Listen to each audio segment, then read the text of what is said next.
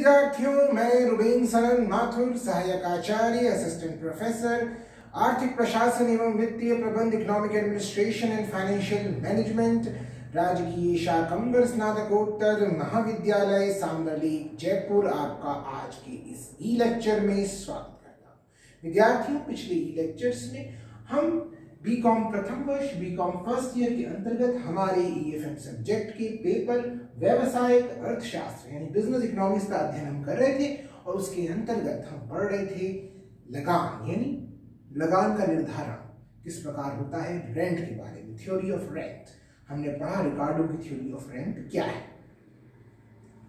आज के ई लेक्चर में विद्यार्थियों हम लगान का आधुनिक सिद्धांत यानी मॉडर्न थ्योरी ऑफ रेंट हम पढ़ेंगे। लगान का आधुनिक सिद्धांत। तो लगान का आधुनिक सिद्धांत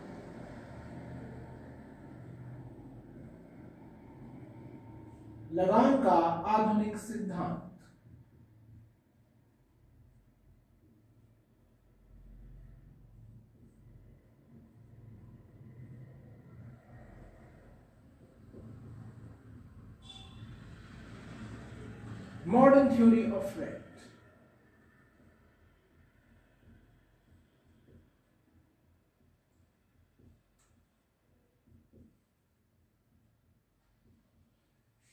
विद्यार्थियों, अभी तक हमने रिकार्डो द्वारा दिया गया लगान का सिद्धांत पढ़ा। आज के लेक्चर में हम लगान का आधुनिक सिद्धांत पढ़ेंगे। रिकार्डो के लगान सिद्धांत की आधुनिक अर्थशास्त्रियों द्वारा अनेक आलोचनाएं की गई हैं और एक नवीन सिद्धांत का उन्होंने प्रतिपादन किया जिसे हम लगान का आधुनिक सिद्धांत कहते हैं। आधुनिक अर्थशास्त्रियों के अनुसार लगान केवल भूमि की विशेषता नहीं होती है, यानी लगान केवल भूमि की ही विशेषता नहीं होती है, बल्कि उत्पादन का प्रत्येक साधन लगान प्राप्त कर सकता है। हर तत्व उत्पादन के प्रत्येक साधन में हो सकता है, अतः उत्पादन के सभी साधन लगान प्राप्त कर सकते हैं, यानी उत्पादन के सभी साधन लगान प्राप्त कर सकते हैं। केवल भूमि ही लगान प्राप्त करे ऐसा नहीं है, ये उनका पहला कहना है। दूसरा, अब उनके सिद्धांत किस प्रकार उनका सिद्धांत हम समझेंगे। पहला, वो आधुनिक अर्थशास्त्री अपने लगान सिद्धांत में उत्पत्ति के साधनों को दो प्रकारों में बांटते हैं, दो वर्गों में बांटते हैं। पहला, वो कहते हैं कि कुछ साधन क्या होते हैं, विशिष्ट साधन।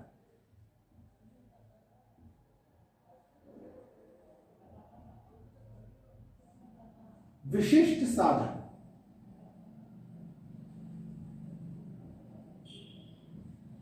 और दूसरे अविशिष्ट साधन।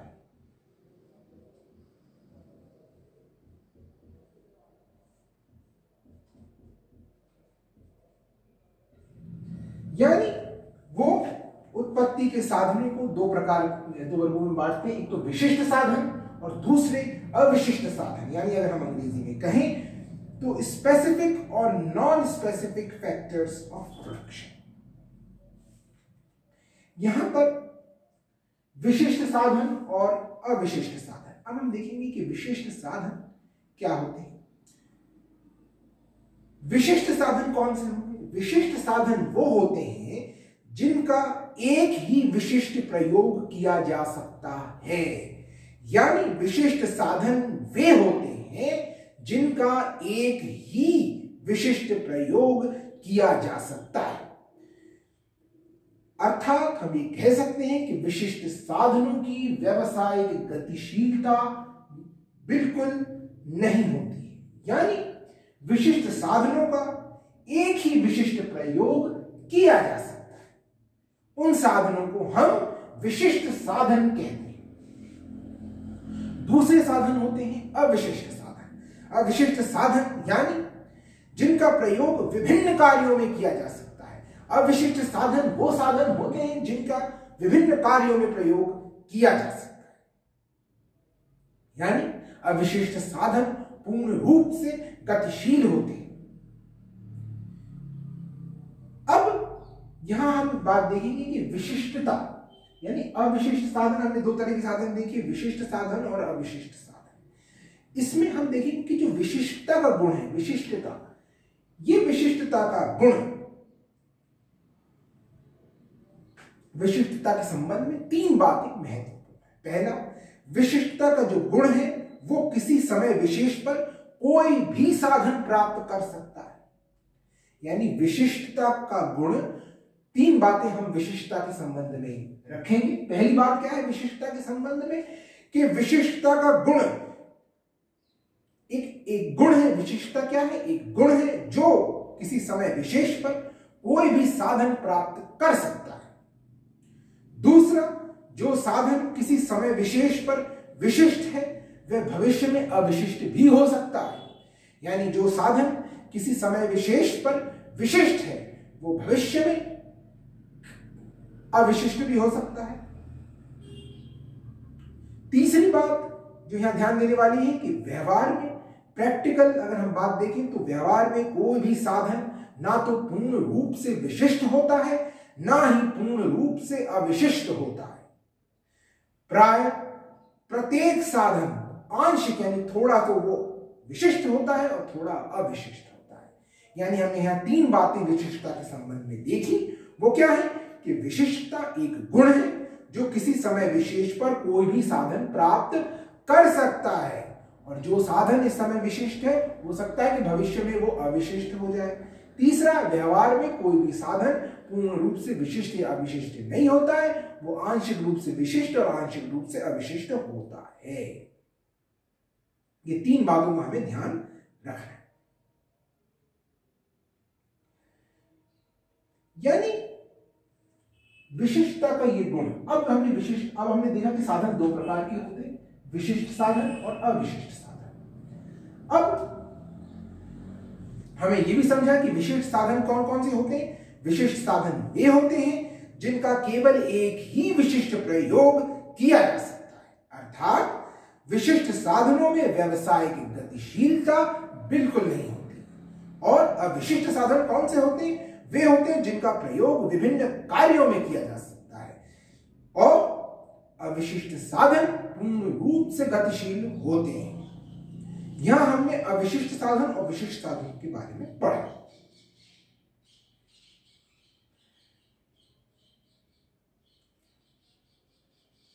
अब आधुनिक अर्थशास्त्री लगान के सिद्धांत, किस प्रकार लगान के सिद्धांत का व्याख्या करते हैं। वो कहते हैं आधुनिक अर्थशास्त्री लगान को साधनों की विशिष्टता का परिणाम अथवा भुगतान मानते हैं।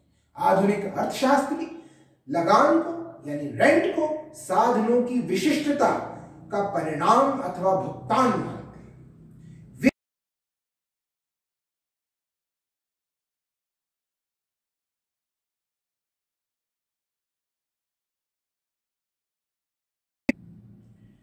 अब क्योंकि विश्व के सभी साधन आंशिक रूप से विशिष्ट और आंशिक रूप से अविशिष्ट होते हैं, इसलिए एक साधन के पुरस्कार में उस सीमा तक लगान का अंश होता है जिस सीमा तक वह साधन विशिष्ट होता है।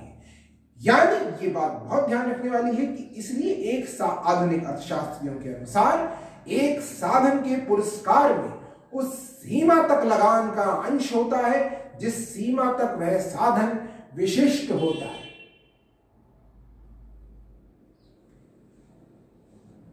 अब विशिष्ट साधन और अविशिष्ट साधन, हमने दोनों साधन देखे।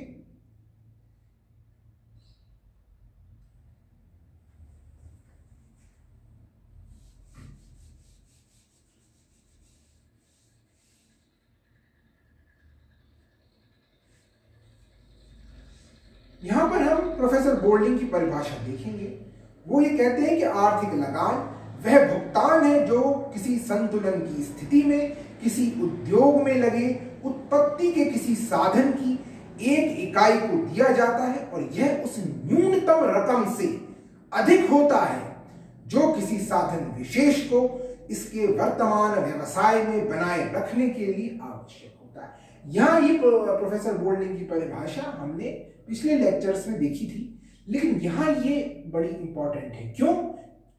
क्योंकि आप इसको देखिए, आर्थिक लगान वह भुगतान है जो किसी संतुलन की स्थिति में किसी उद्योग में लगे उत्पत्ति के किसी साधन की एक इकाई को दिया जाता है और यह उस न्यूनतम रकम से अधिक होता है, यह उस न्यूनतम रकम से अधिक होता है जो किसी साधन विशेष को इसके वर्तमान व्यवसाय में बनाए रखने के लिए आवश्यक होता है।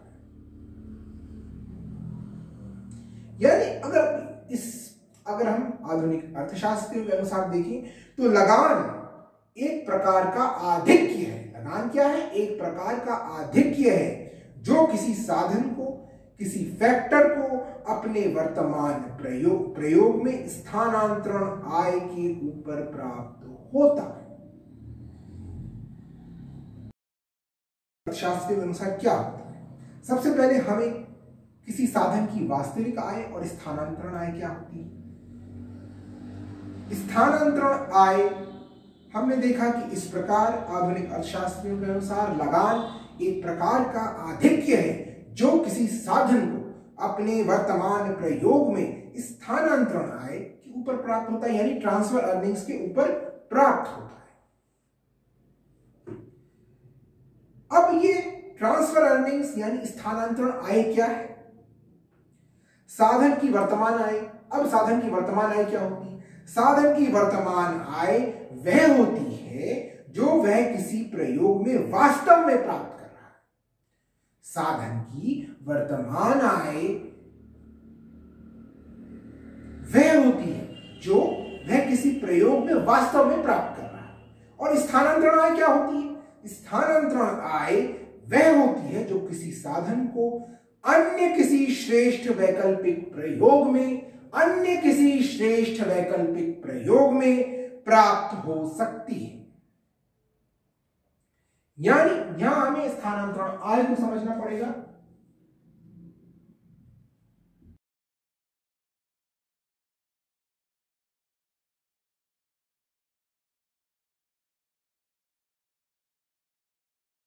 ये क्या होती है? स्थानांतरण आय वह होती है जो किसी साधन को अन्य किसी श्रेष्ठ वैकल्पिक प्रयोग में प्राप्त हो सकती है। स्थानांतरण आय वह न्यूनतम भुगतान है जो किसी उत्पादन के साधन को वर्तमान प्रयोग में बनाए रखने के लिए देना आवश्यक होता है। यदि इससे कम भुगतान किया जाता है तो साधन अपने वर्तमान कार्य को छोड़कर अन्य श्रेष्ठ वैकल्पिक कार्य में चला जाता है। यानी अब हम समझेंगे कि लगान क्या होता है आधुनिक अर्थशास्त्रियों के अनुसार। तो आधुनिक अर्थशास्त्रियों के अनुसार लगान क्या होता है?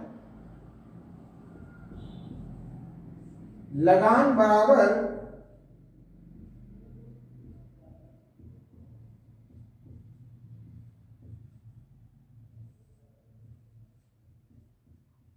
वास्तविक आय माइनस स्थानांतरण आय।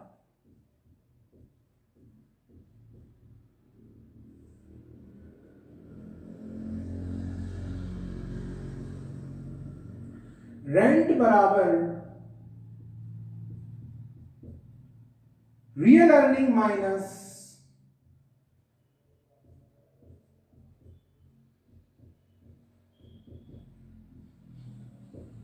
ट्रांसफर।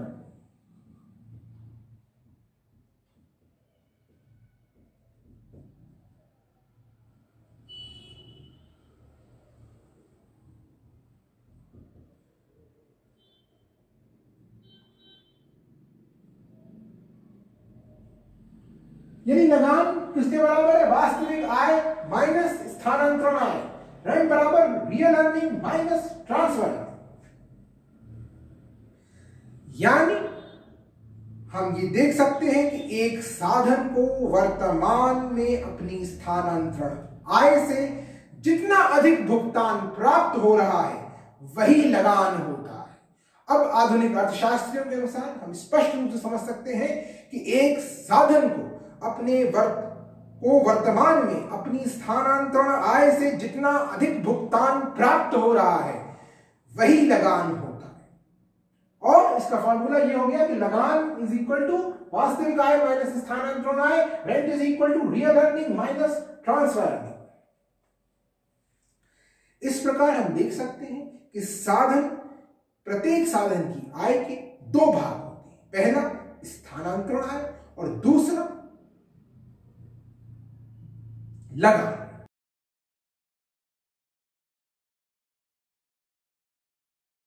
कि वास्तविक आय तथा स्थानांतरण आय के बीच जितना अधिक अंतर होता है वह साधन उतना ही अधिक लगान प्राप्त करता है। अब यदि किसी साधन की स्थानांतरण आय शून्य है, यदि किसी साधन की स्थानांतरण आय शून्य है तो उसको जो कुछ भुगतान प्राप्त हो रहा है वो क्या होगा, लगान। और यदि संपूर्ण आय ही स्थानांतरण आय है तो साधन को कोई लगान प्राप्त नहीं होगा। इसको हम एग्जाम्पल से समझ सकते हैं।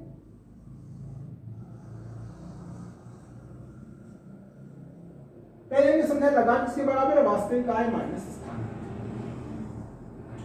Rent is equal to real earning minus transfer. अब हम इसको एक साथ इसको उदाहरण समझते हैं कि ये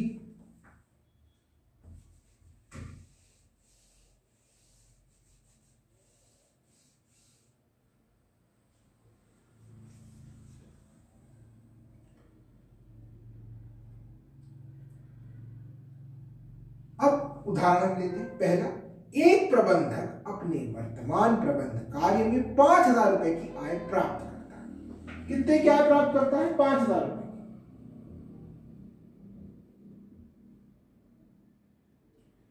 और अगर वो अपने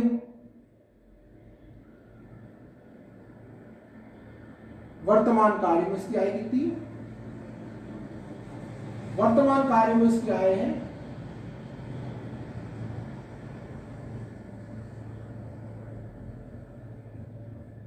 5,000।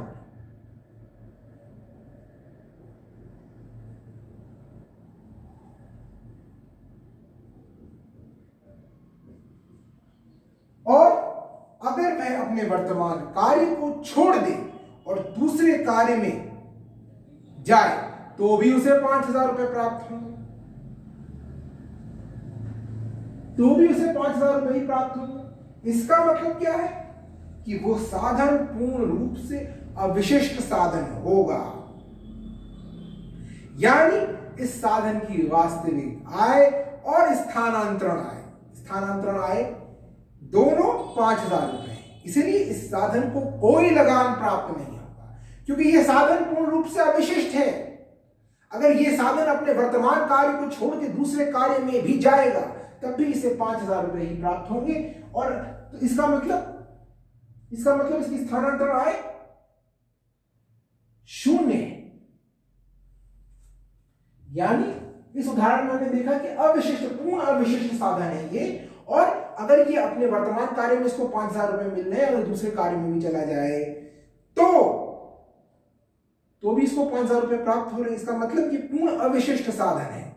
इस साधन की वास्तविक आय 5,000 रुपए है और इसकी जो अवसर लागत या स्थानांतरण है जिसे हम कहते हैं वो भी 5,000 रुपए है। इसलिए इस साधन को कोई लगान प्राप्त नहीं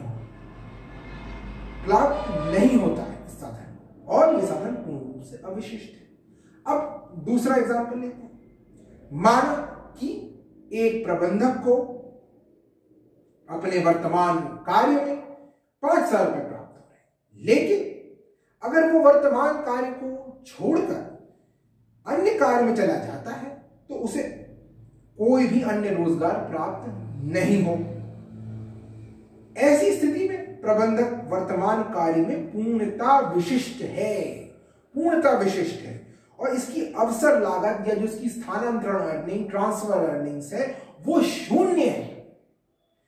इसलिए इस प्रबंधक को अपने वर्तमान कार्य में 5,000 रुपए प्राप्त हो रहे हैं, वो पूरी की पूरी राशि लगान है, क्योंकि जो इसकी स्थानांतरण है यानी जो इसकी ट्रांसफर अर्निंग है, अवसर लागत, वो शून्य है। इसलिए पूर्णतः विशिष्ट साधन है। तीसरी स्थिति हम मान सकते हैं कि प्रबंधक को वर्तमान प्रयोग में, वर्तमान कार्य में 5,000 रुपए प्राप्त हो रहे हैं, और अगर वर्तमान कार्य को वो छोड़ दे तो उसे 3,000 रुपए प्राप्त हो। ऐसी स्थिति में साधन की वर्तमान आय क्या है? 5,000 रुपए, और इसकी स्थानांतरण आय या अवसर लागत वो 3,000 रुपए। यानी अगर ये वर्तमान कार्य को छोड़ दे तो और दूसरे कार्य को चला जाए तो इसे 3,000 रुपए प्राप्त हो। तो ऐसी स्थिति में साधन की वर्तमान आय 5,000 रुपए है और इसकी अवसर लागत या स्थानांतरण आय 3,000 रुपए है, इसलिए उसे 2,000 रुपए का लगान प्राप्त हो रहा है।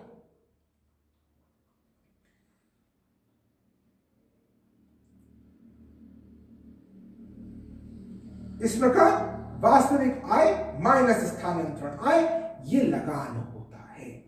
यानी तीनों स्थिति हमने देखी और हमने तीनों स्थिति में समझा कि ये किस प्रकार से स्थानांतरण आय और स्थानांतरण आय और वास्तविक आय के बीच का जो अंतर होता है वो लगान होता है। यानी वास्तविक आय स्थानांतरण आय से जितनी अधिक होती वो लगान कहलाता है।